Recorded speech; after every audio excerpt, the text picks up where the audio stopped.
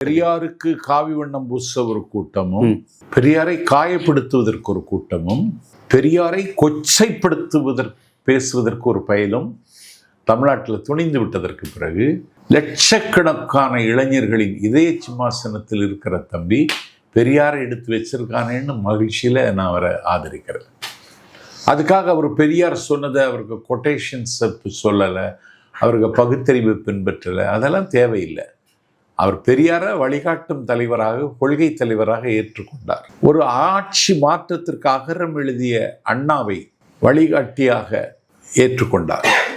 ஒரு ஆட்சி மாற்றத்திற்கு சிகரமாக இருந்த மக்கள் தலைவர் எம்ஜிஆரையும் அவர் பின்பற்றுகிறார். அப்போ ஒரு ஆட்சி மாற்றம் என்னால் நிகழும் என்ற நம்பிக்கையை பதிவு செய்வதற்கு இதை பயன்படுத்துகிறார்னு தான் நாம் புரிந்து கொள்ள முடிந்தது. அதனால் அம்பேத்கர், பெரியார், அஞ்சலை அம்மாள், காமராஜர் இவங்களையெல்லாம் பற்றி திரும்ப திரும்ப பேச வேண்டிய தேவை தமிழ்நாட்டில் இருக்குது. அதை வருகிற காலத்தில் அவர்கள் செய்வார்கள் என்று நான் எதிர்பார்க்கிறேன். இன்னும் அந்த கட்சி தொண்டர்களுக்கு அவங்கள பற்றி ஒன்றும் தெரியாது, அவங்களுக்கு சொல்லி கொடுக்க வேண்டும். அதையெல்லாம் செய்வதற்கு ஒரு கட்சி வந்திருக்கே.